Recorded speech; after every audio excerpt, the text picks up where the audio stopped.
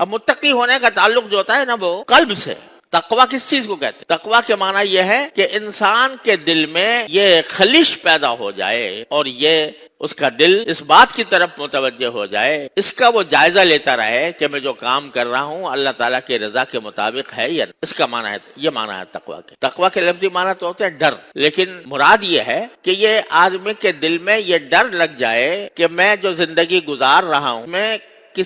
میرے کسی عمل سے، میرے کسی قول سے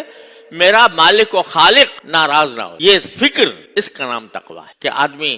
کوئی بات بول رہا ہے تو بولنے سے پہلے دماغ میں یہ تصور ہو کہ میری یہ بات ریکارڈ ہو رہی ہے اللہ تبارک و تعالیٰ، اور کہیں ایسا نہ ہو کہ میرا مالک، میرا خالق میری اس بات سے ناراض ہو جائے کہ یہ جملہ تم نے کیوں بولا تھا. یا کسی عمل کے وقت میں آدمی کے دل میں یہ خلش اور یہ خوف پیدا ہو جائے کہ کہیں میرے اس عمل سے میرا مالک و خالق ناراض تو نہیں ہو جائے گا. اس کا نام تقوی ہے. اس میں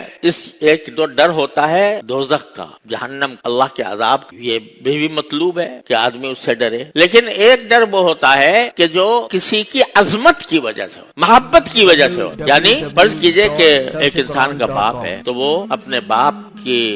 نے کبھی اپنے بیٹے کو مارا تک نہیں، لیکن اگر انسان صحیح معنی میں انسان ہو تو وہ اپنے باپ کی عظمت اس کے دل میں ہو، اس کی محبت اس کے دل میں ہوگی، اور وہ سوچے گا کہ میرا باپ میرا اتنا بڑا محسن ہے، اس نے میں پال پوس کر کتنا بڑا کر دیا، تو میں کوئی ایسا کام نہ کروں جو ان کو ناگوار ہو. بس ناگواری کا خوف، یعنی اس کی طرف سے پتا ہے کہ اگر میں کوئی کام ایسا کیا جو اس سے وہ ناگوار ہو تو مجھے کوئی سزا بھی نہیں دیں گے، لیکن دل میں چونکہ عظمت ہے، محبت ہے، لہذا انسان اس بات کو اپنے ذہن نشین رکھتا ہے کہ اگر میں نے کوئی ایسا کام کر دیا جو وہ ناراض ہو گئے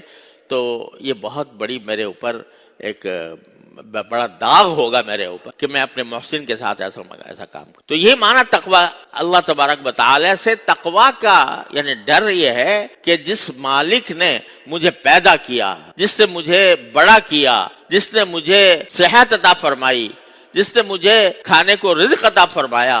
جس نے پہننے کو کپڑے عطا فرمائے، جس نے میرے اوپر اپنی نعمتیں نچھاور کیں، اس کی مرضی کے خلاف میں کوئی کام کروں.